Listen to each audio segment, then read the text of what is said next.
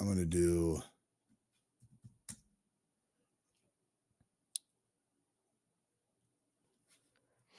I don't see anything on here that has me muted. All I can see is like my big screen is what you're showing to everyone. And then you and I are over here in the corner.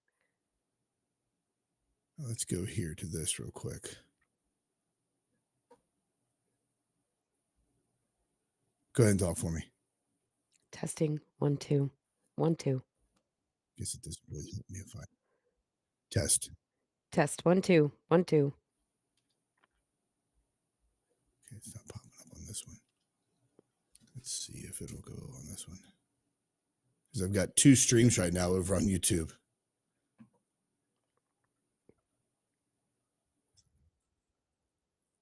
Say something for me, Erica.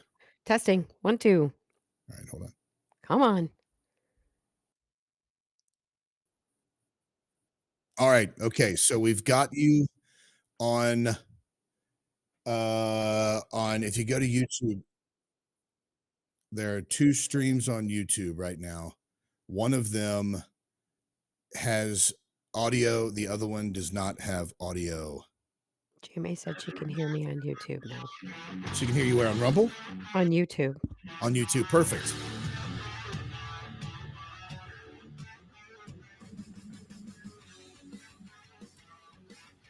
Welcome back, everybody. Thank you so much for staying with us during that break. We greatly appreciate that. It appears that we now have sound for Erica over on YouTube, and there are 2 streams that are happening right now on YouTube, so you may want to check those out.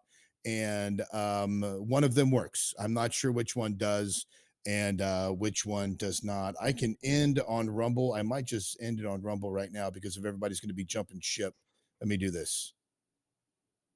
I'm going to do this right there.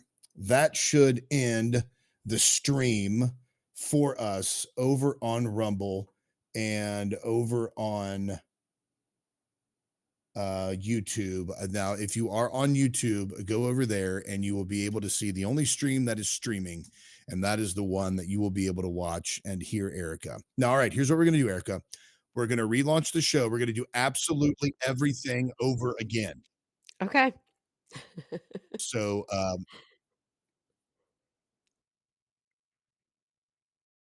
perfect. Okay. All right. It's on YouTube right now, folks. So hop on over there and you will be able to see the show. I'm going to send this over to our guest that's coming up as well. I tell you what, there is nothing that it is YouTube is the best link. There is nothing. This is not without exciting things happening all the time. Right. Um, so, all right, let's move on with the program here because now we've got that fixed. All right. I have one of these news stories, and sometimes you just have to stand corrected. You just have to step back and say, sometimes I made a mistake. You have to do what do they call it? Where they write it in a newspaper and they tell you we messed up, and whatever it is. All right, it's I have a news story here that says that Saint Bernard's nearly unalived a Columbus girl. No, I'm sorry, it wasn't Saint Bernard's. Hold on just a second. St. Bernard's. Basset hounds nearly unalived. No, I'm sorry. Hold on. I need my glasses. I think that's what it is. My age. Oh, it says pit bulls nearly killed Columbus girl, and her mom wants changes to Ohio's dangerous dog. Yeah, that's what it says. Mother. It says here that a summer playdate turned into a nightmare for Avery Russell, 11, when 2 pit bulls attacked her. Avery, who lost both ears, faces years of recovery. That's a heartbreaking story that we would have such like ravaging monsters like these basset hounds and these golden retrievers that tear into people like this and want to destroy them. It hurts my heart when that happens. I just wanted to drop that in there that sometimes you have to say I was wrong. This is not one of those times where I have to say I was wrong because yet again, it was pit bulls. All pit bulls should be unalive. That's all I'm going to say about that. You What?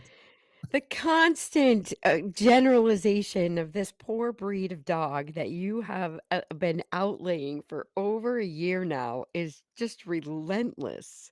I don't understand how it's a misrepresentation. After a certain point, you start to say, "Wow, these breeds, regardless of their owners," because everybody, whenever you bring this up, what is the thing you hear? It's all about the owners. The owners this, the owners that, and it's just like, well, that's nice and all, but it doesn't appear to really impact the totality of incidents that occur with this particular breed, owners or not. I I'm I mean, proposing eliminating the entire breed is not feasible. A Chihuahua will eat you if you die in the house and don't feed it. So, the only difference is that it doesn't have the power to attack you while you're alive. How about all dogs are a menace, right? Why don't we just go there? All dogs should be eliminated. Oh, well, because because you and I both know as well that a golden retriever is not a golden retriever. A child can pull on its ears, can roll around on it, can punch it, can And it throw it will across the room. still eat you if it's trapped in a home with you and you die and I do don't, not feed it. It I don't will think eat dogs, you. I don't think dogs will. I think cats will eat you if you die. So any animal will eat you if you die. They don't have conscious thought Why are you going back to that? I'm just saying, I don't because know. it's true. I They're think going that to go straight to instinct and they're going to eat you. You are food. will dogs eat you if you die? It's not the right question. What is the right question? Oh my God. Well, the answer is going to be yes. A dog might eat you. Okay, it says yes, there have been documented cases where dogs have consumed their deceased owners' bodies, which, by the way, didn't happen with Gene Hackman and his. That's because that dog was trapped in a kennel. And then it says this behavior is generally attributed to their survival instincts rather than, you know what? I don't like this. I don't like this answer Yeah. because this answer Uh-huh. is agreeing with Erica, and it's Uh-huh. stupid. I don't like it at Right. all. Wow. Yep. Just discard that piece of evidence. Yeah. Okay. So I stand corrected. It does say here. I thought that not that dogs wouldn't, but I thought it was like more cats that would eat you rather than a dog. It doesn't have to Um, do with what the animal is. It's the fact that for survival, they function on instinct and you are food. They are carnivores and you are food. huh. I'm a lot of food. If I were to die, I'd be like a feast. Like they would be calling their buddies. They'd be like, "Hey, you got to see this. Get over here. This guy is plump. Let's go." Oh my God. Oh man. All right. Here's an interesting one. Okay. It has nothing to do with dogs. Has nothing to do with unaliving all the pit bulls. I hear this all the time from people that are constantly talking about, um, undocumented immigrants is saying that, hey, all these undocumented immigrants, they're criminals and they're causing all havoc and wreaking all havoc and all that stuff. I saw this story. There's a gentleman that lives in New York. I shouldn't even call him a gentleman. It says that New York's broken mental health laws let 14-year-old's deranged alleged killer slip through the cracks despite all kinds of red flags. So there was a man from the Bronx, and he was this 14-year-old boy was just walking to school one day. This man just walked up and stabbed the kid in the chest. Just straight up killed him. His name is Waldo Mahia. He shouted when he was in court that I'm with Satan and it says that it shows the dire need to change the state's involuntary commitment laws. Here's a quote from the story. It says New York City's criminal justice system, including the ever-evolving bail statuses, is just not equipped to handle people who are clearly indicating advanced signs of mental illness and engage in bizarre and violent acts, said Mark Betterow, a Big Apple defense attorney who's not involved in the case. He says there were all kinds of red flags with this guy from before this terrible incident, and it's just senseless. Over the years of spiraling mental illness, Mayha menaced his mother, set the lobby of his ex girlfriend's building on fire, and dementedly stabbed a neighbor's doorbell camera. So this guy has a history of doing all of these things.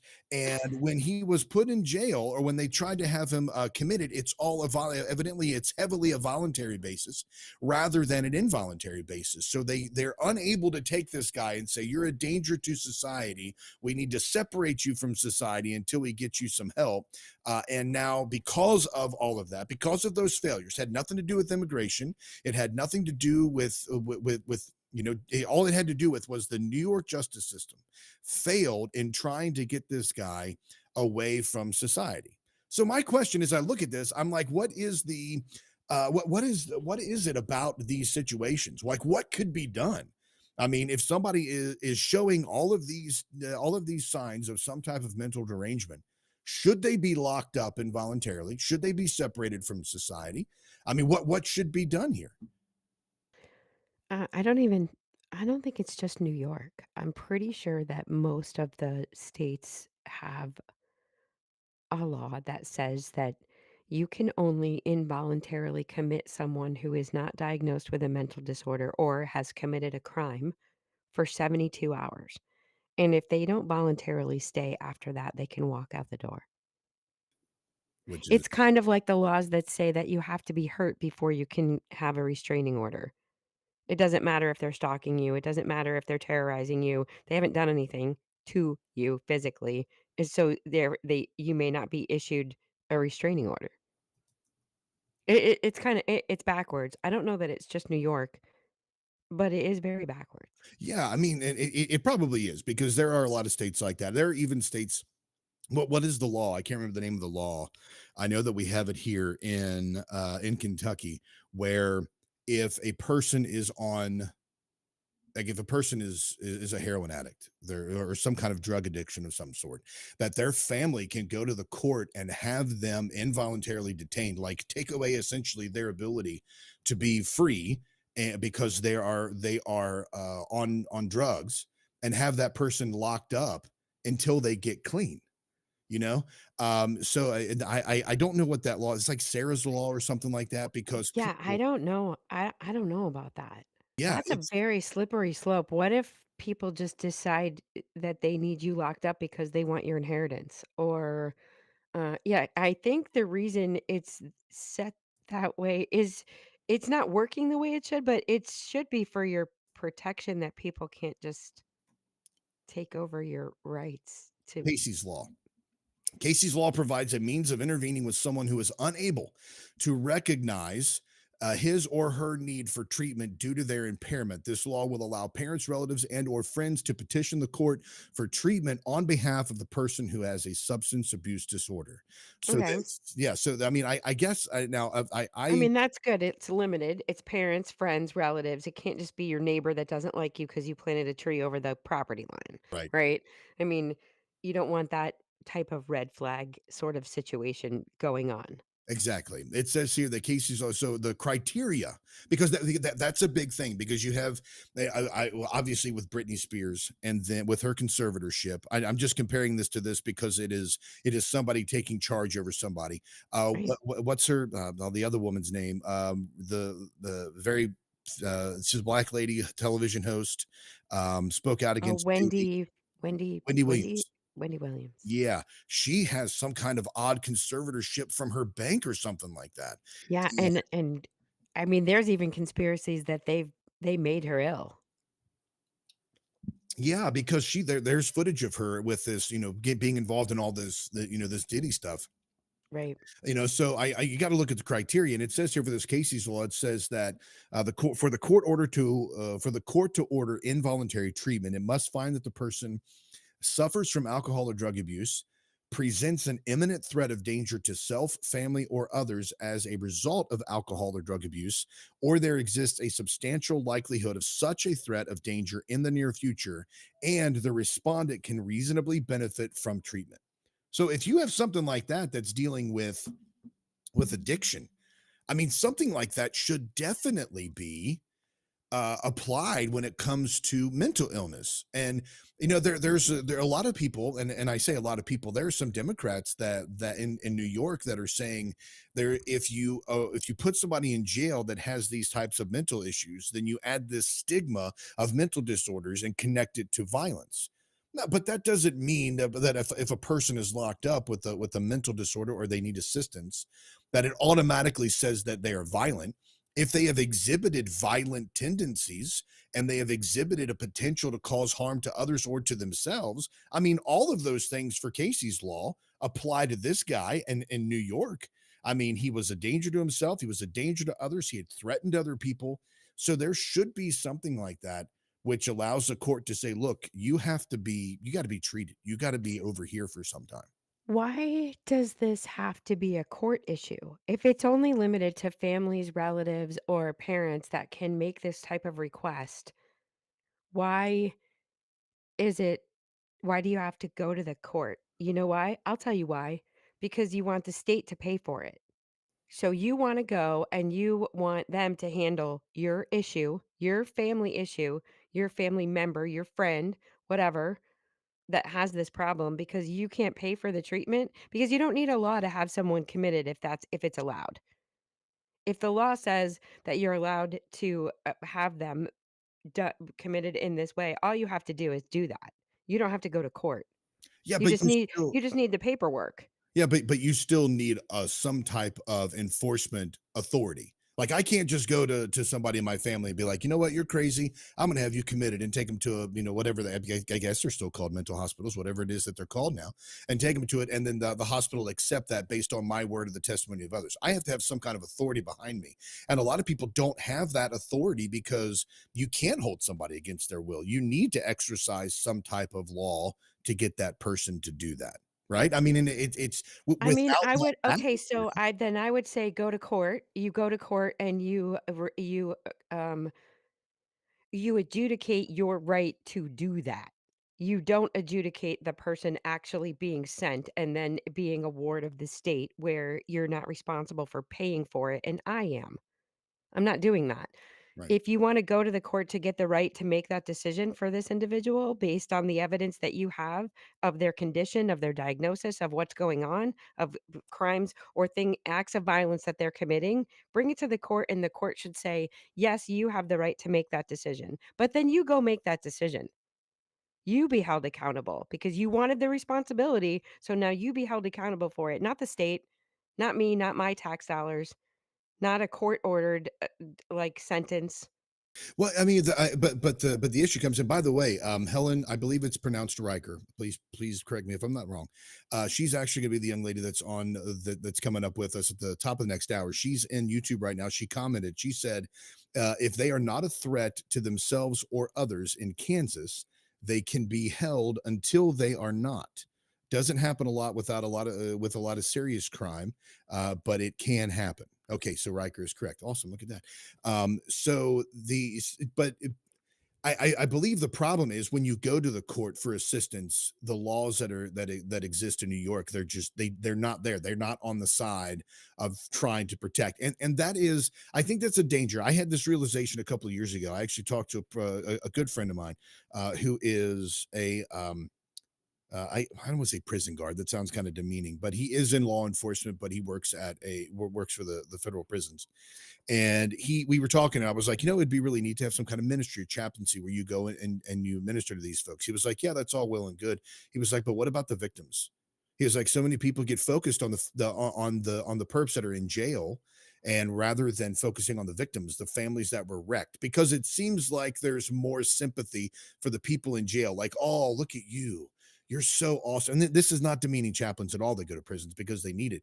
But like it seems like, oh, you're so amazing because you can go deal with the disgusting filth that's in prison. Not that everybody is. I'm just saying that with all these horrible criminals in prison, and it takes a lot of compassion to be able to do both of those.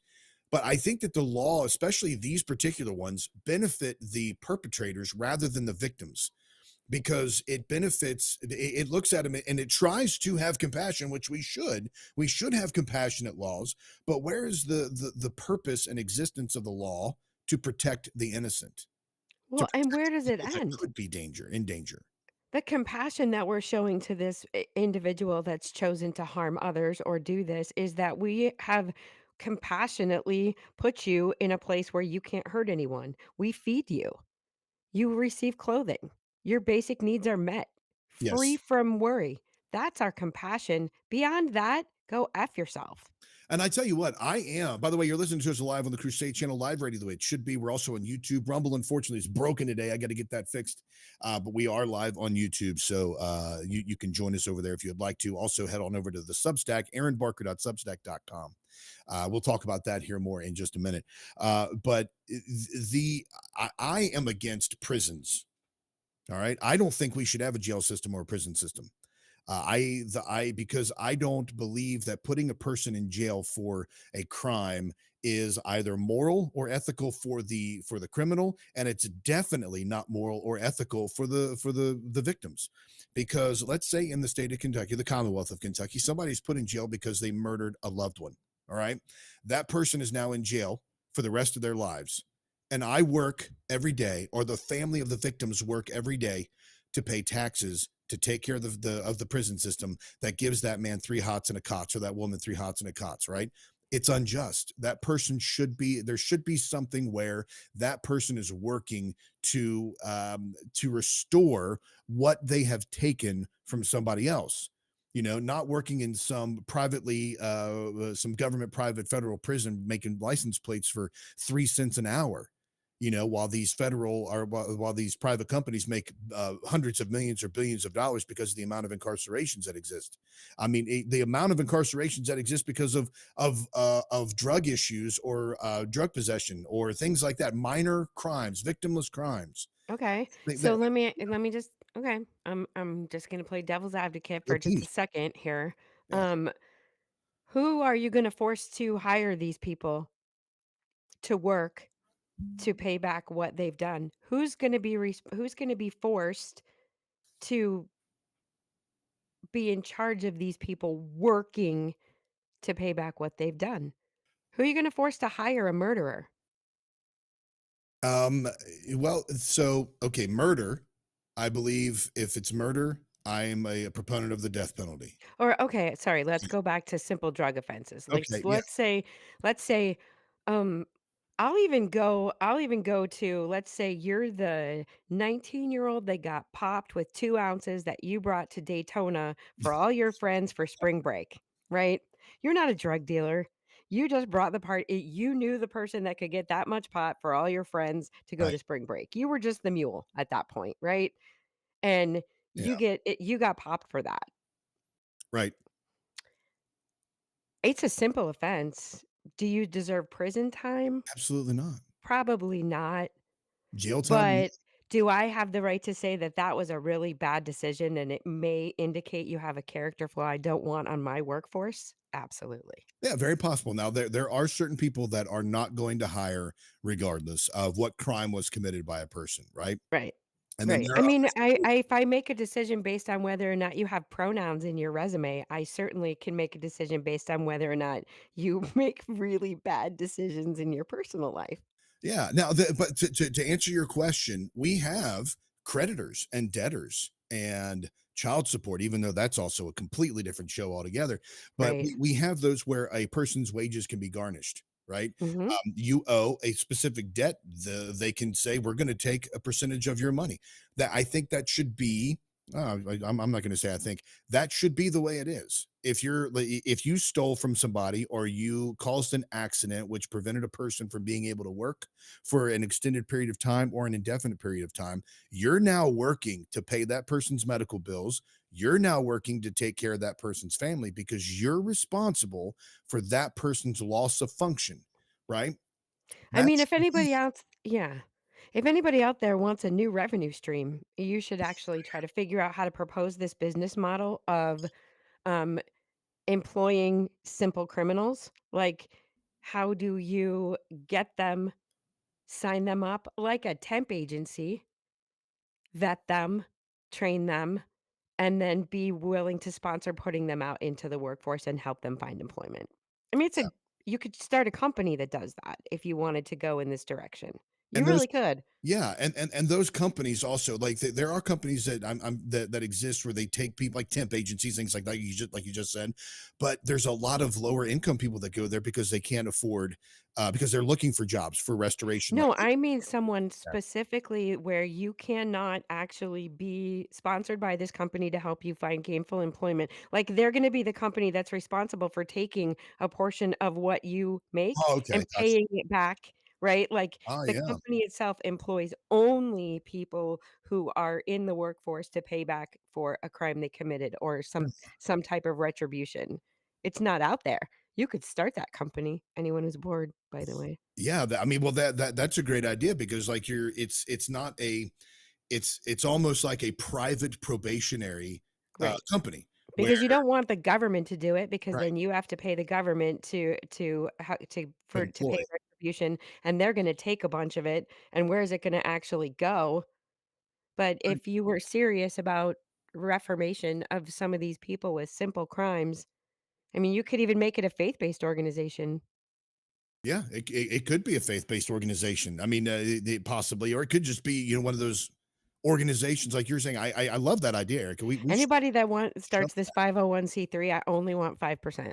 Thank you. and I will only take 5% as well because it happened on my show, and that is, and Erica's the genius, and I'm just the person that provided the outcome, the outlet for it. So you're listening to the breakdown, folks. We just had, by the way, if you are new to the show, we have a Substack.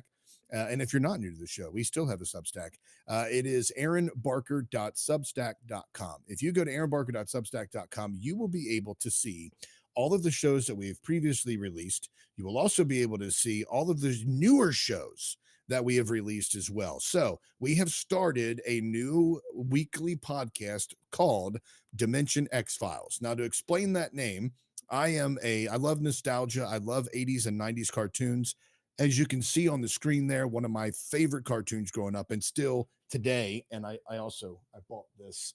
I bought the first three volumes of the original Teenage Mutant Ninja Turtle comics that I'm reading through. But anyway, Dimension X is where Krang is from in the 1987 version of the Teenage Mutant Ninja Turtles.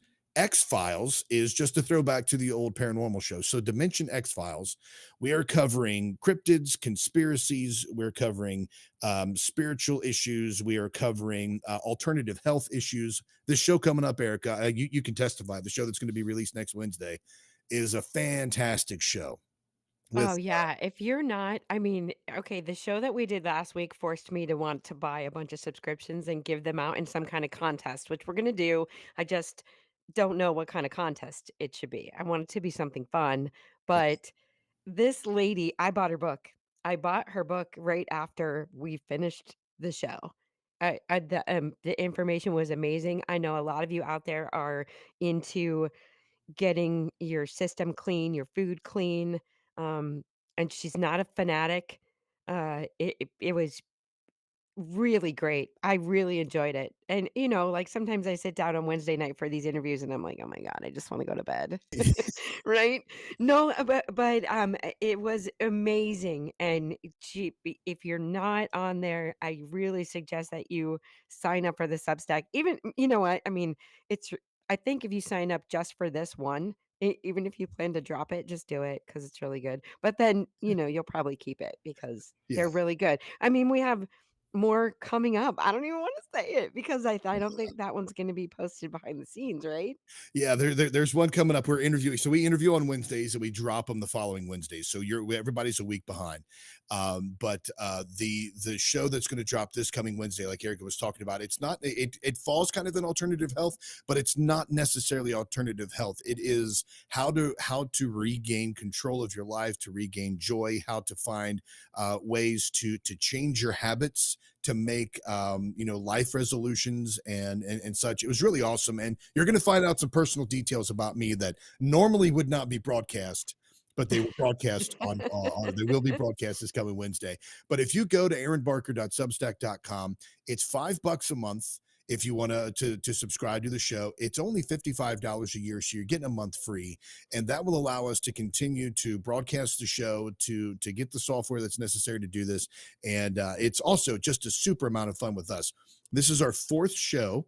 We've talked to Marcus Pittman about God's Not Boring, Why Christian Films Need a Revolution. We've talked to Dave Emmons, which he's a fascinating guy. If you have not heard that show, we're talking, did What's a new he engage in intercourse with aliens? What are his encounters over the past over 60 years? What are his experiences that happened to him even today? It's incredible stuff. And then just awesome things. Jason McLean was on there, and we talked to him about Bigfoot and demons and biblical secrets, etc. It's not all Christian stuff as well, so if you're not a Christian, you don't have to be, don't be off put by that, because it talks about all kinds of things, and you'll see that especially coming up. AaronBarker.substack.com. You can join us over there. It would be a blast if you did. All right, folks, coming up at the top of next hour, we're going to be talking to Helen Riker out of Kansas about the satanic black mass. We're going to be getting a bunch of details on that as well. So keep it locked in right here on The Breakdown.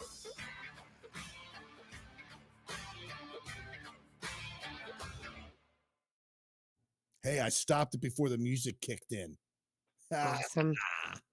Okay, I have to go for a minute. Yeah, make sure you mute. I found out today that when the camera is not, or when the mic is not muted, there's a lot that you pick up. A lot. All right, let's see. Anybody talking over here on? Oh, wow, there's a bunch of stuff here. Oh, okay. Oh, looks like Helen and Jay Sparkles might be close to each other over there. I'm helping people, making friends, connecting folks, bringing folks together.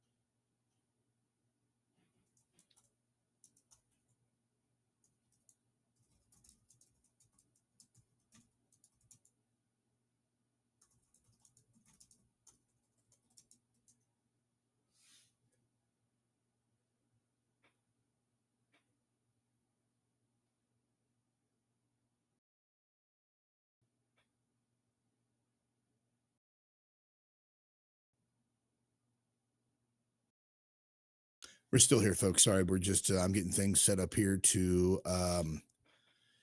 Helen, if you can hear me, I'm going to chat with you over on the Substack chat.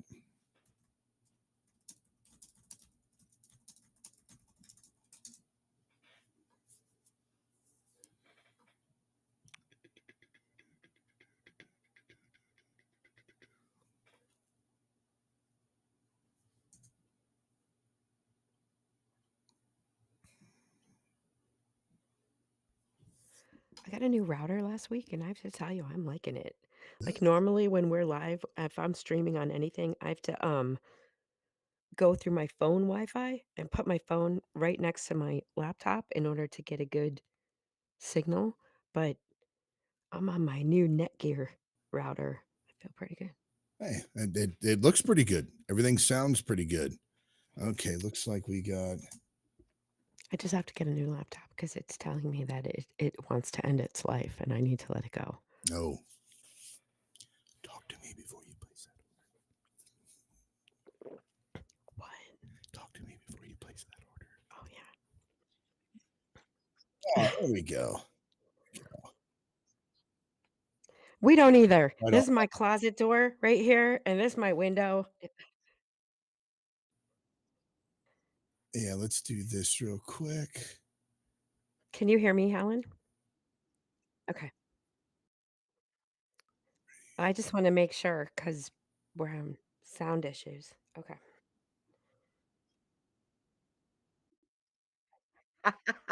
Hold on one sec. But like, yeah. So Oh wow. Well, that's yeah. That there's all kinds of things. I saw your comments that you're making there in the chat as well. So what happens here at about 10:03 and 25 seconds, we will start the next hour, and then I'll just introduce you there. So all right. let's get this. I did have the Crusader chat room up as well, but where did that go? So like, you want me to like not cuss or like what are the? Okay, so that's I try not to. I'm a Um, potty I've mouth. I am too. I try really Right. hard. I would Right. say if you can stay away from the F word and the Mm. GD, Oh, we're man, probably okay. you Aaron's head just said probably my won't top explode. two favorites. No, I can do that. I was raised in church and worked in the business world forever. I know how to not cuss. Look, Um, it's an exercise in futility for me almost every weekend, but I try. Now I have grandchildren, so I got to stop doing it again anyway. Yeah. All right. Well, here we go. I'm going to go ahead and start the stream or the music, and we will go into the next hour.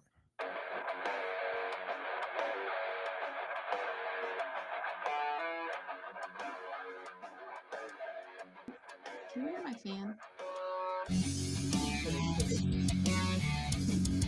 I'm 47, so I need to.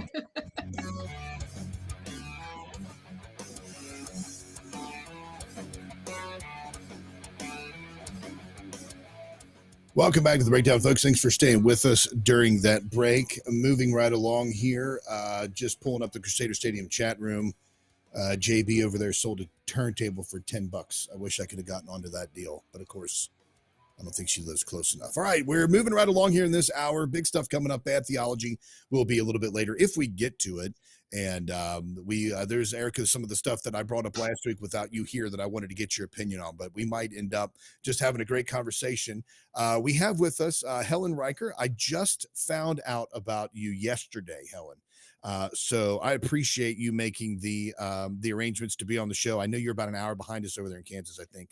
Yeah, it's 9. Yeah, yeah. Okay, yeah. So about an hour. So And welcome to the just show. so Thank you you know, so I'm much. not a morning person, so Me you're very neither. That's why I special. got my hat on. It's 9 Yeah, o'clock that's for why me I too. don't have hair, so this isn't shouts. So we did the show. We've been doing the show for a few years, and we did it with video for the longest time. Well, the past, I don't know, 5-6 weeks, we decided we were going old school theater of the mind and just had a screen up, a picture up, and we were doing the show. So like the lights were off here, and where our hair was all disheveled and all that stuff. She's in Indiana, I'm in Kentucky, and Mm. we were just like in our PJs and all this. And then this week, I'm like, "Hey, Erica," and she graciously allowed me to start I'm still in my PJs. putting the No, video on. I'm I'm not sitting wearing in my pants. No. bed. I have a desk on my bed, like that goes over the bed, and Yep. like everything's set up on there because I just didn't want to leave my bed to go into the office to do stuff and nothing was getting done. So I was like, you know what? I'm just gonna submit. And I've Perfect. gotten so much done. That's how I've been able to do all this content about the Black Mass. Well, that's awesome. So All from my bed. yeah. So let's jump right into this. So Okay. I was going to cover this last week. This has been kind of brewing Yeah. for a few weeks, and yesterday I was doing some research on this because I wanted to bring it up, and I came across one of the videos, so I followed you because I wanted to get some more information.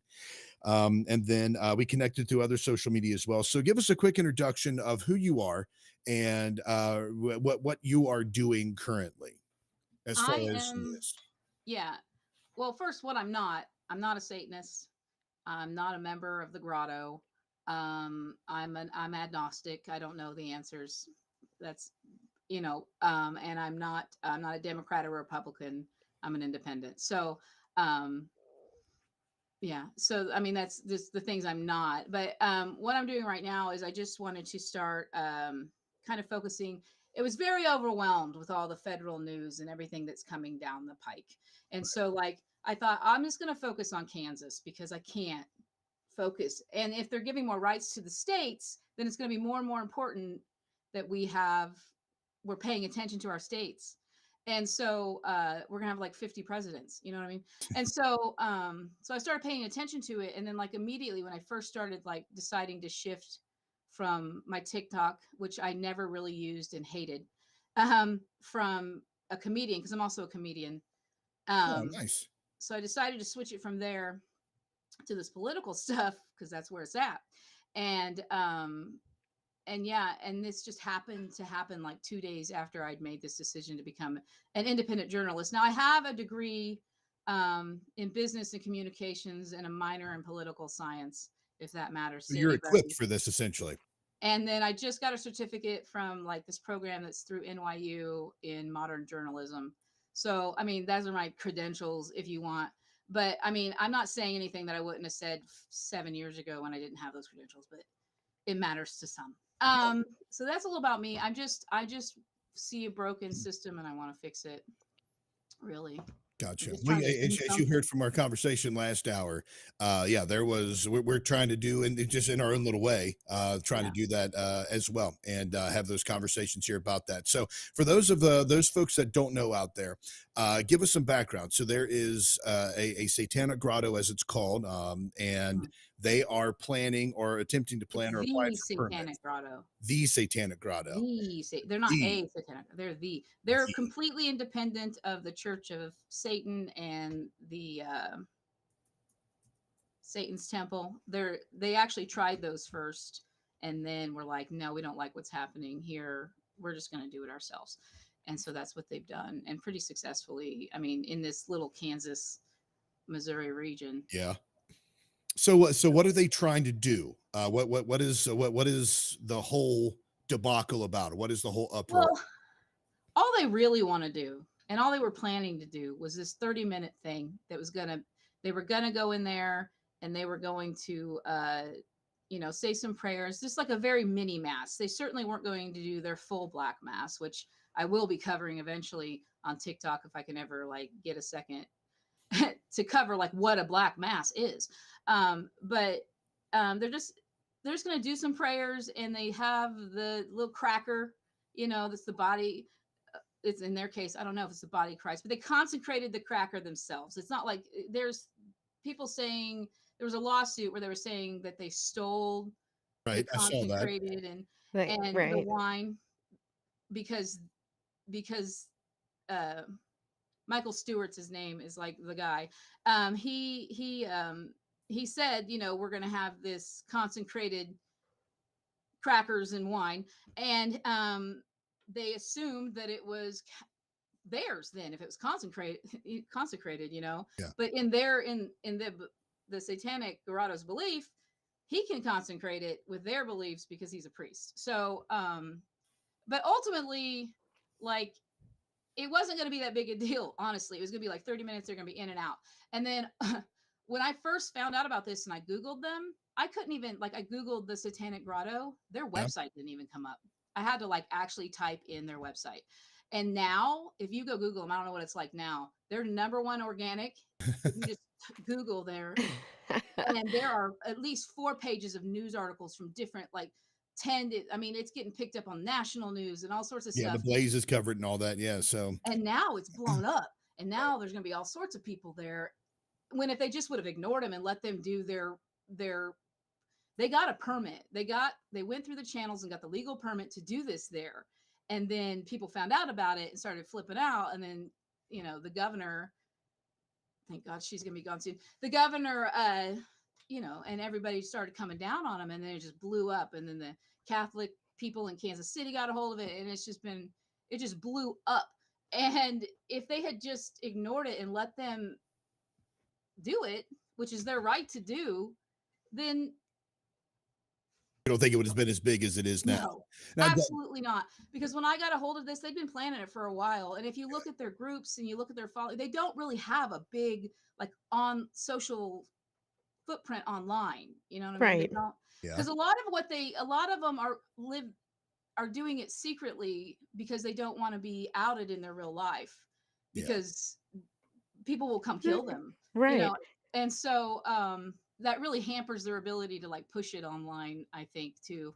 But the ultimate goal, which I think is obvious to me, is that they're just trying to say, look, if you guys just stop praying at the state capitol and stop having prayer meetings and all these other religions, Jewish and all these other things meeting there, we won't care. We won't come do our mass in there. But if they get to do it, then we get to do it. And then that's what just to back up a little bit because what I saw yesterday, and this is one of the things I wanted to get some answers on as well. There was a legislative coordinating council session that happened in Kansas for the Kansas legislature, and somebody testified. For those of you that don't know, we have a lot of folks. We actually broadcast on a channel which has a huge amount of Catholic, a Catholic contingency, so they know a lot of this stuff as well because of the Yeah. of Mike Church over there. But for those of you who don't, when there is a black mass performed, typically what they need in order to do a black mass is a consecrated host.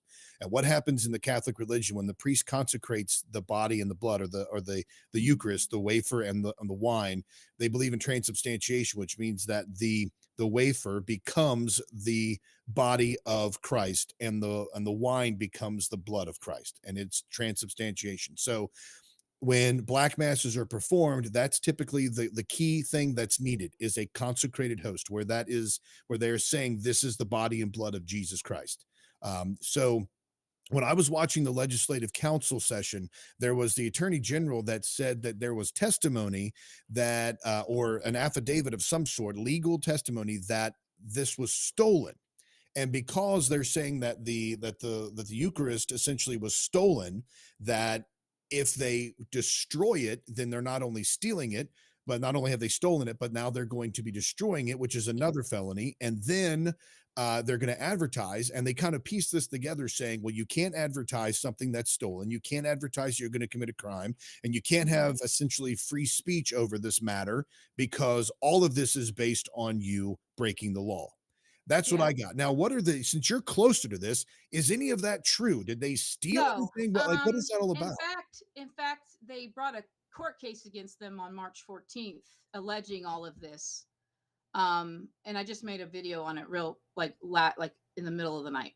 And so they just filed they got dismissed because they go into court and they say, "Hey, look, here's where we bought this stuff." And I'm a priest, Right. but this is all symbolic. Is the thing. It could they he did. I don't know if he actually did a little whatever you do. I was raised Pentecostal, so I don't know a lot Hey, about so was I. theology. Well, okay, Yeah, so I was raised Catholic, and here's the question I would have. How do yeah, you steal a consecrated host? Because transubstantiation happens in the middle of Mass. And at the end of that ritual, before you close the Mass, all the host is consumed. You can watch the priest eat any extra host. And when it's taken into the back room, those women, my mom will tell you, she wanted better wine on Sundays because they slam that consecrated wine. They drink it. Whatever's left, I'm this is telling you, why I this is kind of what like some of the happens, and Catholics. so I don't know, maybe somebody in the crusade chat could maybe tell us, is there consecrated host left over? I was under the impression that that was not a thing. Also, Well, the I don't go ahead. know how they thought they got it, but I mean, I would feel like they would say that That's they just broke in and crazy. stole it, or I don't know how that. I say I if that just makes it all the more ridiculous because the most people, this is all a political stunt, and so it's a political stunt on his side too. It's all symbolic, and Right. it's all just to make them stop doing what they're doing unless they're going to let everybody do it. It's a slippery slope, when you start letting one religion into your politics. I mean, and you let them into your state house and you do a prayer to their God every day or every time you meet, it just, we're a diverse religious nation, despite what people like to believe. And maybe we are a majority, some sort of sect of Christianity that believes in Christ, but I feel personally that that that doesn't matter. Like it just needs the separation of church and state. I don't care what they do. I don't care what they pray. If they want to have a little prayer meeting outside the Capitol, the ones that believe, before they go in and have their, House of Representative meetings and stuff, go ahead. But once you're inside that building and you're inside that room, you are working for the entire state of Kansas, which means me, the person that doesn't believe in this, and the people at the Satanic Grotto that don't believe in this. You're supposed to be working for all of us. And you can't possibly working for all of us when you're actively making lawsuits and making claims and lying and making threats of arrest because we want to exercise our right to freedom of speech and freedom to protest and um Yeah, like Freedom it's of just assembly and a religion and expression. Well, yeah. yeah, freedom I for a mean, 30-minute ceremony that doesn't hurt anyone, I'm right? not And trying to shut down Christianity or Catholics or whatever they want to do. My mom is a Christian. I have, a video about that, like my history of religion. But I'm not saying they can't do what they want to do where they want to do it. I'm just saying stop doing it at the House and at Congress and inaugurations. Like, just stop. Like, just no religion in it. Just no religion in the government. No policies based on your religion. No prayers. You know what I mean? That's all. I mean, and then yeah. So I'm not saying they have to stop being religious. Just so Stop. that keep it would be out of the government. different than freedom of religion. That would be freedom from religion, Yeah. right? Well, You'd have to constitutionally remove God from everything yeah. in the That would, founding documents because then it would no to in order for it there to be no religion. well, I mean, for me, that's a long rant about the founding documents. I could care less. We could burn them all. I think we should burn them all and start over. But um I mean, it's like it was so like I'm one of those people that believe they're like living documents that can evolve over time and they're not just something that was set in stone because and I feel like I'm not going to say I don't think like I know, but I feel like because I can't go back in time. I feel like the founding fathers would come back into this day and age and be like, no, like what?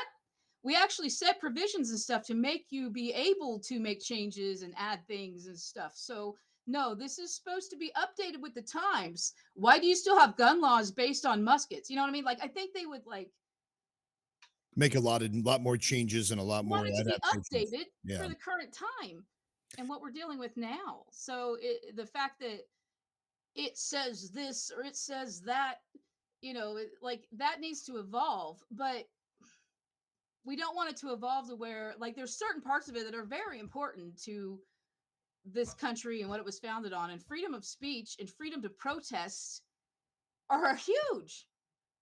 Like that Yeah, was like the whole and freedom from religion. That's the whole fucking point. Like that really got us going. They like to talk about the Tea Party when they threw tea over. What were they doing? They broke onto a ship and they threw tea over and they destroyed someone's property to protest, you know? So And that yeah, well, I see. I absolutely see where you're coming from on a lot of that stuff there, and there are many people who believe that. When I say many people, there are people that believe that I know that believe that the founding documents should be completely redone or not or abrogated completely. I want to answer something that you asked just a minute ago, Erica, because I know that I know the answer, so I'm going to give you an answer real quick. When it comes to the consecrated host, up until 1962, the priest always placed the wafer on the tongue whenever somebody mhm. took the Eucharist, but Oh, now yeah. they give it to you in your hand. So Right, when I know that. yeah, I mean, so you know, that's typically how it's stolen or how it's taken. so And you think people are you know how many people you would have to send into a church to just go up and get communion and then not put it in their mouth and aren't walk there away and rules about save who it? can Like take communion at a church too? yeah, well, but okay, so the rule is if you're not Catholic, you don't believe in transubstantiation, so you Yeah, shouldn't be partaking in communion because they specifically believe that is the body of Christ, that is the blood of but Christ. they don't check But you beforehand, right? no, they don't know. If you're sitting in the audience and you're Jewish, I mean, they might know if you go up and you don't do it right because you have to put your left hand over your right and then you grab with your right. And, I there's feel you, like the Satanic Grotto people right? I mean, you are do gonna know. this I mean, I'm not before saying you, they did it. I know they didn't do it for a fact.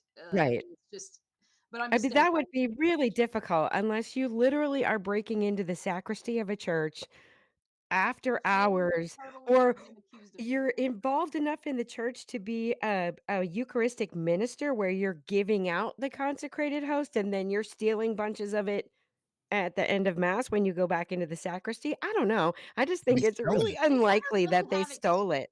I haven't read anything where they expand on how they thought they got them. Yeah, I They can't read even imagine. it. They think they stole them because they read something on Reddit from some user that had 666 in their name that says, "We got it. We got a hold of the body of Christ," or whatever it is, and that was their evidence going into court that they stole it, and then you know What I Basically, an mind assumption. court what was like, "No, we just bought it," and I. Yeah. what bothers me And, like, I'll say this as a Christian, right? What bothers me is that the Christian people are more afraid of that 30-minute ceremony taking place Mhm. than knowing enough about their own convictions and their own faith to very easily discuss it, talk about it, talk about why they might not agree with it, but not to just react by shutting it down. That just makes more people want to know why you're shutting it down. I feel That like just it's just makes people like ridiculous. me be on shows like you that are all across the country. You know what I mean? Like that's all it did. Yeah. Yeah. And I believe in freedom of speech and freedom of and the where I always try to fall on this is if you allow Christian prayers, Jewish prayers, if you allow Islamic prayers, if you allow Islamic services or expressions of their faith, or any type of other faith at the public courthouse, you can't deny somebody else because at that point you are showing, a favoritism. I understand that the separation of church and state was never enshrined in the Constitution. I mean, individually, each state is like you just mentioned. We're supposed to have the 50 presidents. Each state is supposed to be in charge of their own constitution, their own laws, etc. That's why they have their own constitutions. And if a specific state wanted to set up a state religion, they could do so. The federal constitution or the constitution, the federal constitution was created so that the national government could not set it up. But I agree with you to a point that there's a lot of things about the Constitution that we didn't sign on to today in our lives. We're considered the United States, and because of the constitutions and because of the laws that have created, we're forced and bound by laws that our ancestors have signed up for. So it seems like you are very passionate about the separation of church and state. Period. So if you believe that if they that there should be a separation of church and state, then there shouldn't be a satanic black mass or a creche or anything like that at the state office. Period. Would you advocate for that as well? So you're saying all of it or none of it? Is that what you're saying? Yeah, yeah, all of it or none of it. Like, yeah, yeah, we totally wouldn't be wasting our time doing this. They have better things to do. They do food drives and help charities and all sorts of good works that they do. They got a lot better things to do than this mass, but this is the best way that they can obviously get attention to their cause. And you know what I mean? Yeah. Well, And wait, they've hold on. got it. Well, they're Satanists. They're not doing food drives. They're out doing like ritualistic sacrifices and stuff like that. We No, have read the books. they're they don't even believe Satan's a person, like this group anyway. Like Yeah. it's all symbolic. But on the First Amendment thing, like I just Googled it because I'm certainly you probably sound a little more like educated on the Constitution in depth. But like there's something about the establishment clause Yeah. that they should make no laws respecting an establishment of a religion. Right. So which which they're trying to. Yeah. Yeah. And that was initially written We're so a that Christian nation. We're a yeah, Christian nation. and that was initially written so that the federal government wouldn't do that, but it was because of the 14th Amendment and the incorporation doctrine that then applied that to all of the states, which is where most of this problem has happened. Do me a favor, give me give everybody your socials if you want people to follow you or on TikTok or Substack Yeah. if you're willing to do that. Give everybody your socials where they can find you and your information. So the TikTok is my name is Kansas Helen. The user's still Helen is funny. It won't let me update it, but I'm sure I'll put some comedy on there at some point. And then the Substack, it's Kansas Helen is how you can find me. Or Helen is funny if you do want to go. Like I got some videos on YouTube. They're not like the newest, but I'm funny if you really want a good laugh. And I So don't actually do jokes about politics or any of this shit because it takes me a long time to work on a joke that's good enough to put it on a set. And then by the time I put it on a set, it's all everyone's already It seen already it. happened, yeah. right? Yeah, it's Right. too late. So So it's all you're just like my actively out there on the circuit doing comedy shows and things like that? not anymore. I mean, I am. I mean, I don't know when I get to stop. I mean, I'm going to get back into doing comedy. I've been doing it for 9 years. I haven't like COVID really, and I really haven't gotten back up to the momentum I built, and life just kept changing. But I'm still a comedian. I could get up on stage right now and do 30 minutes. I'm not, you know what I mean? Oh. Yeah. So I don't. I'm moving, and I'm going to be in Topeka. I'm actually moving to Topeka, so I'm going to go yell at.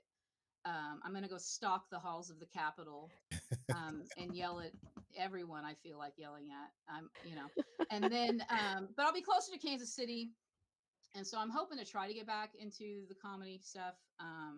For me, I love performing. I love the audience. So far, I haven't liked 90% of the comedians, and so like just dealing with them.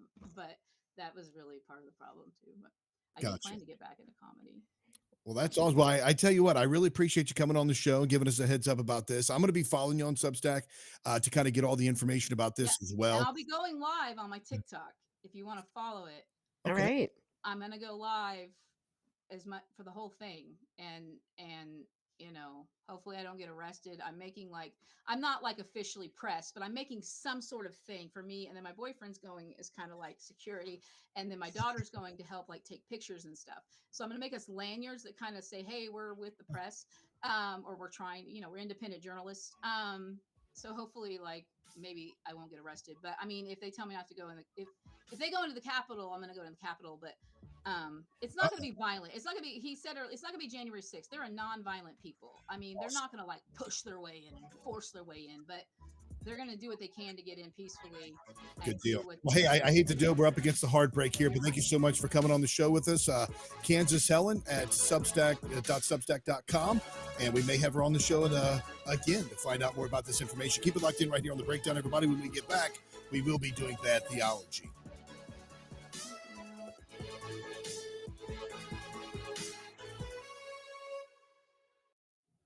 All right. That was the bottom of the hour break there. Thank you so much, Helen. I really appreciate you coming on.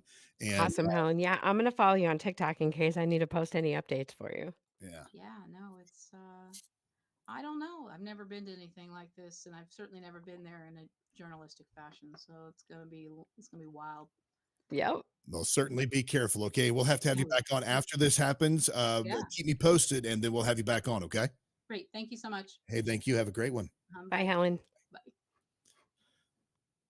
Okay. I will be right back. Erica, entertain the masses, Erica. No. I don't know why he leaves me to entertain. I'm not good at entertaining. All right, you guys. I shouldn't say anything out loud because that was pretty crazy, right? Is everyone with me? Maybe, maybe not. I don't know. Do y'all see on my face when I have to hold my tongue during these interviews? Someone tell me, are you seeing it? Because it's kind of difficult for me at times. Yeah. Mm. That's why I was liking the no video for this broadcast because no, I didn't have to worry about what my face was saying because it's all over my face. What are we doing? What are we doing? Did I miss music? No, I haven't heard any music yet. I'm just saying that interview was a test in me controlling my face. That was we'll talk about that a little bit when we get back here.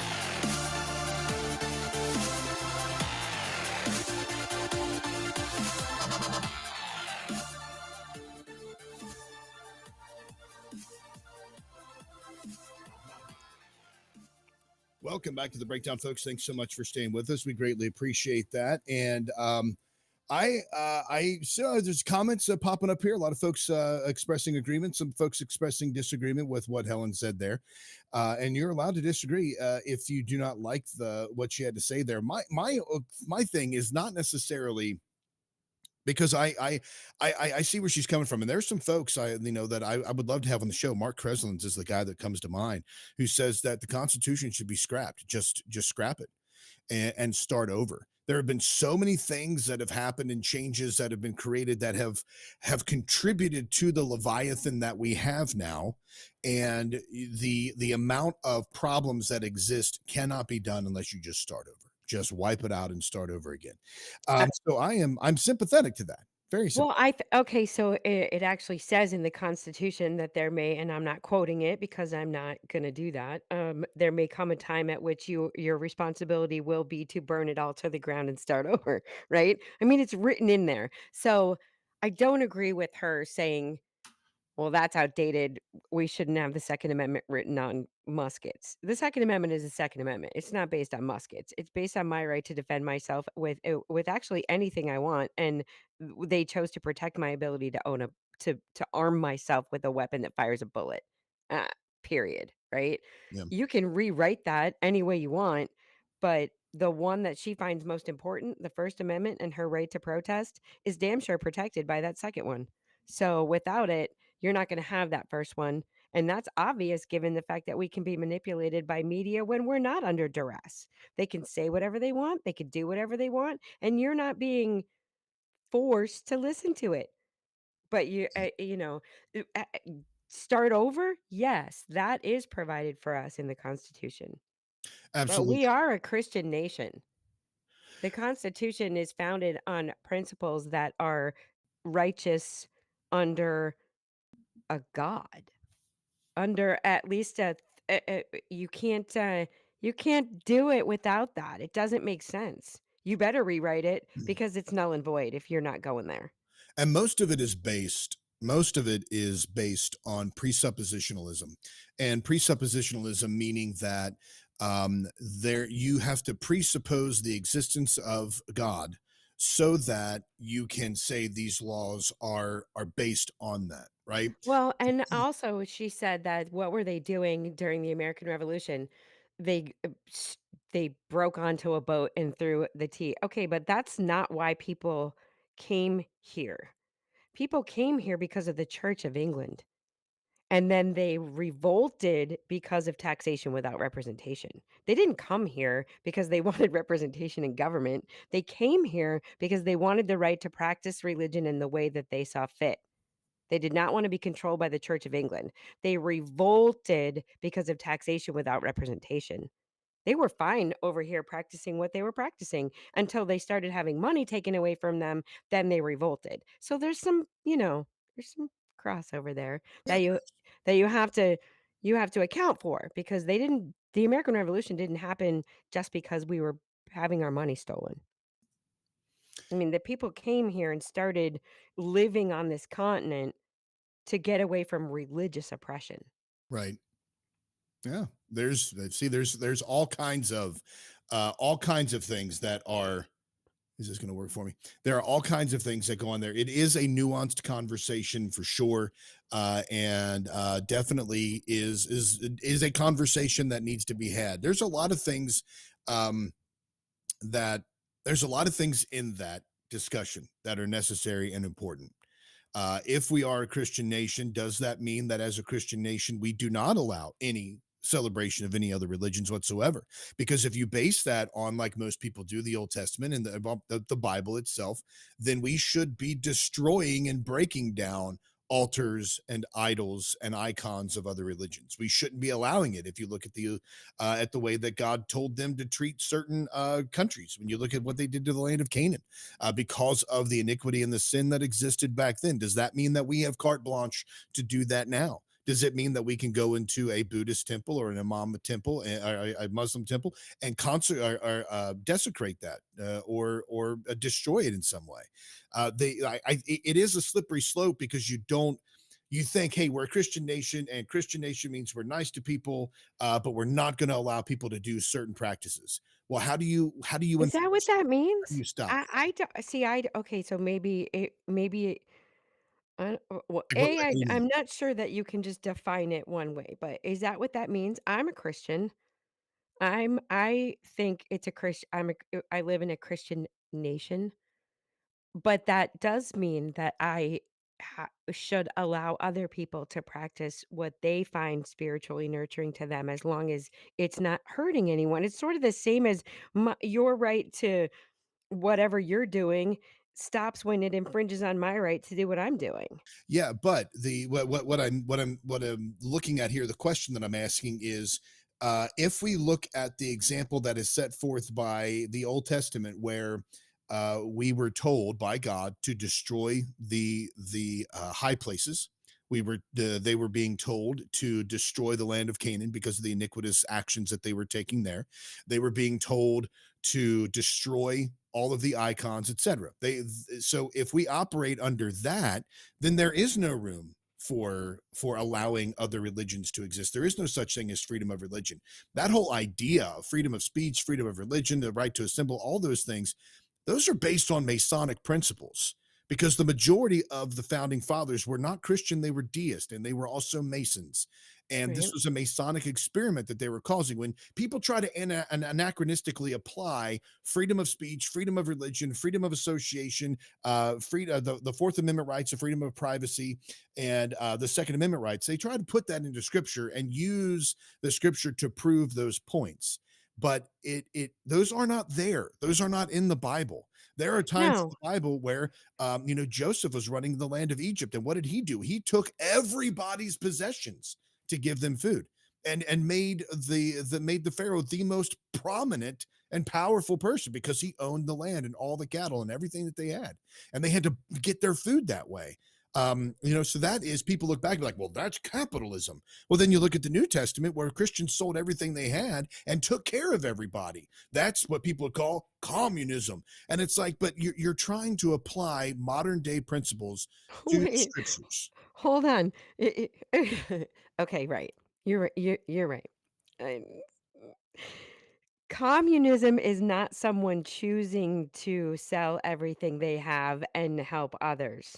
Communism is the government forcing you to sell everything you have to help others, No, quote, unquote, yeah, right? absolutely, absolutely. Like, there are people who can choose just to be charitable in that way. Like, I don't need my possessions. Here's what I'm gonna do with my paycheck. You can still do that. The difference is being forced to do it, right? I think it's how do you have a constitution that okay, if you're going to completely take the Christian aspect out of the constitution for of a nation. Okay, let's just not say this nation, whatever. Where where is the love? Like where how are you going to how do you then I don't even know how to say this. How do you adjudicate? How do you live? What are the rules? How do you have rules without morality Well, and ethics? yeah, and so to go back to your previous question, I wasn't saying that communism is in the Bible. Oh, I'm no, just that was me. I people was use just okay. saying, okay, wait, we can't there is a difference. So for those people that call that communism, they're idiots. Sorry, just Yeah, saying. so there is definitely a difference in what we were being told was what is communism and what people are expressing as communism. Absolutely. But I was not trying in any way to say that. Now I am also see if that'll work here. I'm doing a bunch of stuff in the background. Hopefully it's going to work for us. But I I agree with that statement that you made there, but again, that falls back to presuppositions. How do we know that the laws that we are making, how do we know that the things that we are saying are just in the way that we represent? How do we know? How can we say that those are necessarily Christian or not Christian? How do we say that those are based on laws of good or laws or good laws or bad laws or what's right or wrong? If there is not a something to compare that to, where do we get our idea of right and wrong? And that's where presuppositionalism comes in, where we have to assume that God does exist, or we have to assume a deity exists or something exists that gives us a plumb line of that. Does that make sense? Let's it does, but that's because I believe in God. Right. So let's say you have somebody who does not, right? Do they still have a sense of right and wrong? Do they think murder is wrong? And then my question would be, if so, why? Where do you get that from? Why do you think it's wrong? Because I know why I think it's wrong, Yeah. Yeah. but why do they think it's wrong? Are we even operating on the same parameter? Yeah, and that really is the question, and that's what it comes down to. Are we operating on the same parameters? Are we operating with the same understanding, or are we just simply trying to apply um an overarching understanding of what we say is right rather than what is actually right? Does that make sense? Well, yeah, say an actual, right? I mean, it's really hard for I mean, it's is it I don't know how you even discuss it without the 10 commandments coming up because there's no way for me to say, "Do you think it's wrong to kill someone? Do you think it's wrong to lie? Do you think it's wrong to cheat? Do you think it's wrong to steal? Do you think it's wrong to take in your heart to have thoughts of malice and how do you if you're like, "Yeah, I think that's wrong." Well, okay, then we can all join together and come up with a document that sort of governs the nation, right? Yeah. But if you're like, "No, I don't have a problem with murder. I don't think it's wrong to lie. I think it's fine. Who cares?" Those are just basics, right? Or do I think those are just basics because I grew up thinking that's what's right and this is what's wrong? Why is it wrong to lie? Maybe I should just start lying. Yeah. I mean That'd be that is what it comes down to. Like what are those laws based on? Now, right. what Christians will do is they will use that as a gotcha. Well, you can't have those laws unless you have a lawgiver. You can't say that something is right unless you have something, or say that something is wrong unless you have something comparatively that is right. And Christians will corner that market on morality and what is right and what is wrong, and they use that as a way to prove that God exists, or to say that they can speak to what is right or wrong because God does exist. Okay, but that's the Which same thing I was telling her, right? Like, how does that's the same thing I was saying to her. Like, how does any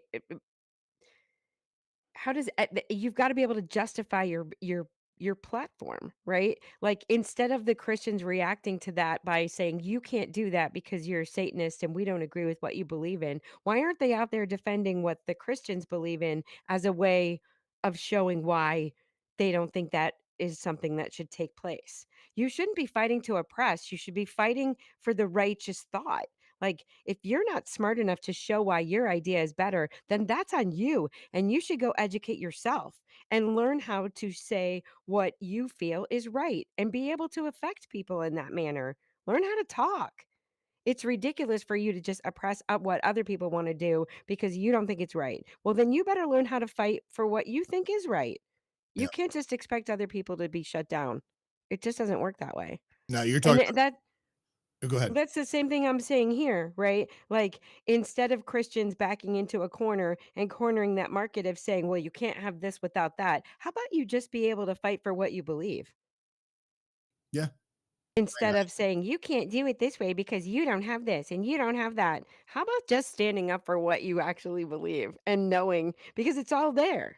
And not only standing up for what you believe, but standing up for what others believe and having the respect for other people by saying, I recognize my rights and I recognize your rights as well. Right. Because that there is you can't have it both ways. You If can't you you can't. think if you know that what you believe is right, you should not be afraid of another group challenging what you think and believe. You should welcome it and you should be prepared for it because anytime you can prove that group or that thought or that person or that ideology wrong is a notch on your in your corner. Yep. I agree. And with that, let's do this. Oh, come on into work. You're teaching some bad theology. Your bad theology's annoying. You can see the video, right? Let's see if we can do both of this. I wonder if people hearing that. You're teaching some bad theology. Your bad theology's annoying me. Oh, you're teaching some bad theology. Repentance is the only cure that you need.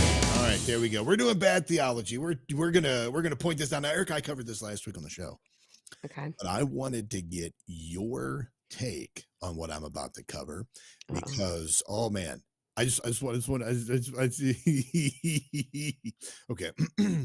All right, Barker, get control of yourself here. I'm going to be watching your face this entire time, Erica. Great. Here you go. In a nutshell, in general, I don't want to see women in the public sphere.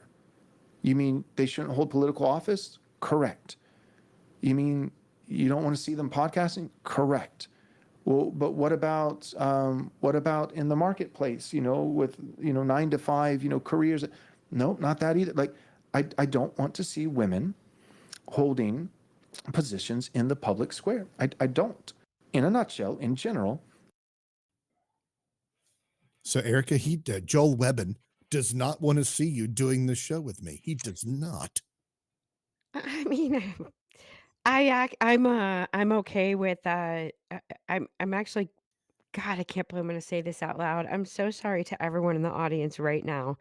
I'm actually okay with not having women in political office.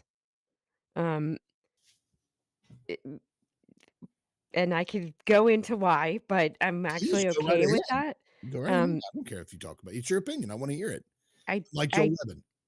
it part of being female comes with some innate qualities that aren't conducive to that type of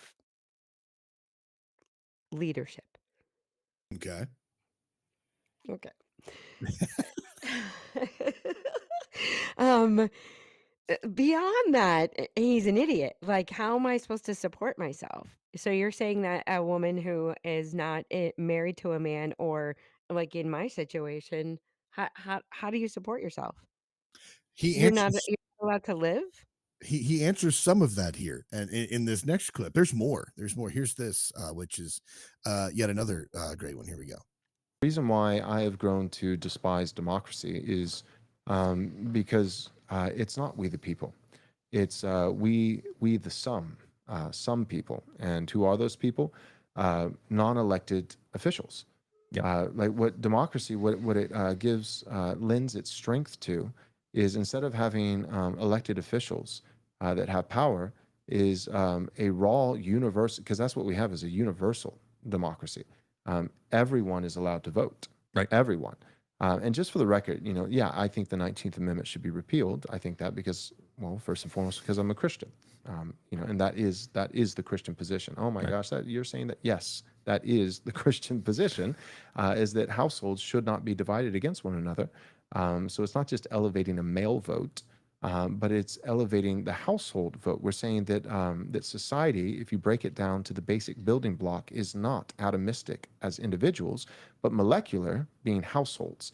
That the way that God sees humanity is He breaks them down to families, and so that it's not just random individual atoms all bouncing around together, and 350 million atoms bouncing together in one nation on one piece of land, but it's families. And so by repealing the 19th Amendment, just for the record, it's not just trying to take away a female vote, but it's trying to say, no, there's a family vote. Right.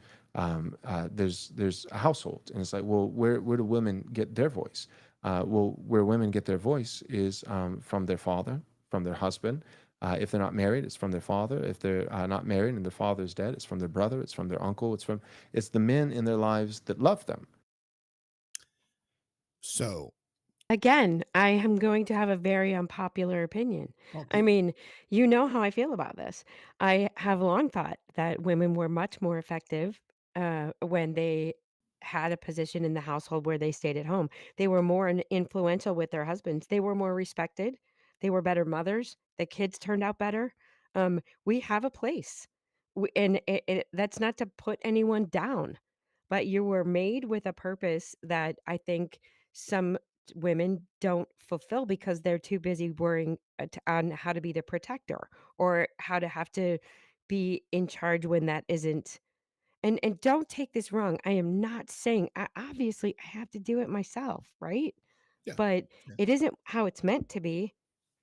And I do think that you should repeal the 19th Amendment, not because women shouldn't be able to vote, but because no one should be able to vote if you don't have a stake in the game. If you don't own property, if you do not have if the vote that you're making does not affect you, then you should not. I do. And that just doesn't apply to women, it applies to everybody. Men, women, couples, whatever. I don't care who you are. If you don't have a stake in the game, your opinion does not matter. Interesting. Interesting. That is, I admit, I am. Where do you get your idea that that this is the way it should be? Like that women should be at home and that they shouldn't be in the workforce, et cetera. Where does that come from? I just history, like reading, looking at what women are today versus what they were back in the day. I mean, go back to just y- you have women that will, first of all, protect the husbands. They to no end, right? But we're capable of leading the country. You didn't even know. They influenced all the decisions, both politically, in the family. When it came to, there's a different, hmm, how do I say this? You cannot separate women from their nurturing, their, like, are some women less nurturers than other women? Are some women less women than other sure, we all have different levels of everything, right? But when you are the nurturer, whether you have a child or not, it doesn't even matter, but I'm gonna use a child as an example, right? Yeah. You're walking down the street and the child doesn't wanna walk. The child is upset. The mother picks up the child innately. And that's what you're supposed to do. But the father is the one who looks at the mother and says, "Put that child down. Put that child down." You know why? Because mom isn't capable of making that decision, and she's not supposed to be capable of it. That's why there's a father. I know Interesting. a lot of Interesting. people are not going to agree with me, Oh, but no, but we just had somebody on the show that nobody in the chat room over on the Crusader Stadium agreed with. I'm pretty sure. So, yeah, I mean, it sounds archaic, and I realize I'm sounding like I'm saying that women don't have the right to be everything that men can be, and you do, but I just think that we were better off when we did it from behind. So now I will do this also before we leave. I'm just I forgot that we had to cover this story as well because it is the title of the show. There is Trump derangement syndrome. U.S. lawmakers are pushing to classify criticism of Donald Trump. I'm sorry, to push to classify Trump criticism as a mental illness. It says here that 5 Republican Minnesota state senators plan to introduce a controversial legislation that would classify criticism of the U.S. President Donald Trump as a diagnosable condition called Trump derangement syndrome. After President Trump took office in January 25, he faced significant opposition and criticism expressed through nationwide protests, such as the 5501, 50 protests, 50 states, one day, or Not My President's Day. Trump implemented several controversial policies and actions, including dismantling of diversity, equity, inclusion, et cetera, blah, blah, blah. The bill, scheduled for introduction to the Minnesota State Health and Human Services Committee on 17 March, would incorporate the term into state statutes related to mental health, according to Newsweek. According to state documents, the bill's co-sponsors, Senator Glenn Gruenhagen, Justin Eichhorn, Nathan Westenberg, Steve Drazkowski, and Eric Lucero, define the condition as an acute onset of paranoia regarding Donald Trump's presidencies. The proposed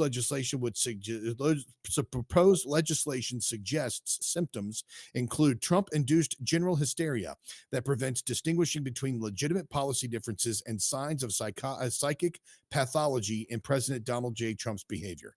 This is absolutely asinine. It is.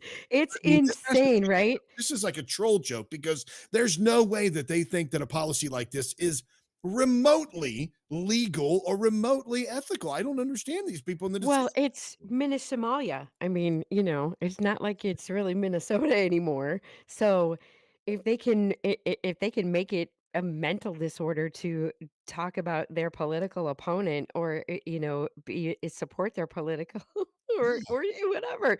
Either way, I mean, what are we talking about? This is Uh, crazy. it is absolute insanity that I see here on their part. When I say insanity, I'm talking about the insanity on the lawmakers' part. This is Yes. freedom of speech disorder. This is, freedom of speech derangement syndrome. This is what and I know that there's a lot of throwbacks, but this is what a lot of countries with totalitarian or fascist governments do. They make criticism of their appointed messiah completely illegal. They start throwing you in jail. They start labeling you as crazy, and then eventually that becomes the moniker that's attached to you. I mean, Yeah. if a person wants to scream and cry about Donald Trump being president, let him scream and cry. But do you know Right. that I remember when Obama was elected, all we heard about was the fact that he was the Antichrist, that Jesus is coming back, that he's going to destroy America, he is going to implement martial law, our Constitution is going to be shredded, and all of those things. The Constitution, by the way, was shredded with the Patriot Act in 2001 after in September, November of 2001, right after the September 11th attacks. That was shredded back then. The mouthpieces of the conservative right wing movement, people like Sean Hannity and Dan Bongino and other right wing turds like that, are pushing this narrative, right, that we need security rather than rights, and this stuff here falls into line with that completely. I see. You could have called it Obama derangement syndrome, you could have called it Hillary derangement syndrome, I because you could just have don't called it understand Biden why derangement syndrome. and why does shutting it down make sense? Don't they see how much it benefits them to allow these people to just let the cray cray out? Like, why are you stopping them? It makes them look insane. Let them go. They're not going to gain it more, but as more insane people, and then we're going to be able to know where they all are. You know what it adds on to the crimes committed by people. It's like, my dad said this years ago, and I was like, hey, that's pretty legit. We were talking about laws. They were passing laws where it's illegal to text and drive. And my dad's like, why do they need another law on the books? They've already got one for that. It's called reckless driving. Right. So Right. people that are texting and driving, they should be given a citation for that. People who allow their dogs to sit on their lap while they're driving. Oh my gosh, that is Hey, reckless listen, driving okay, as well. get this. I was just thinking about this the other day. It's so random. We have 1 minute left, right? Yeah. Um, I have long been looking for a way to communicate with other drivers while I'm on the road because I feel like it might calm me down instead of just yelling, like actually communicate with them besides having my phone number on the side of my car and telling them to call me. Yeah. Um, so I was looking at one of those roll bars that you can put in the back window. It's like a rolling stream Oh and you yeah, can yeah. right. Do you know that that the main advertisement for it is it comes with an app that you can put on your phone so you can change what it says while you're driving? No, oh my gosh. That's one of the major marketing is you can easily update while driving because it comes with an app that's right on your phone. Oh my So gosh. you can just, what am I now I'm texting all my messages. Yeah, now that's what people are going to put on the back of their car. Don't text and drive. All right, folks, this has been The Breakdown. Go to aaronbarker.substack.com. Subscribe there for the other shows. And until next time, make Christ supremely valuable. No, don't do it. Don't do it. There we go. I stopped it. All I right, well, really, there we go. I mean, I really love J-Bay's final comment. and we come full circle to why Erica wants a tank.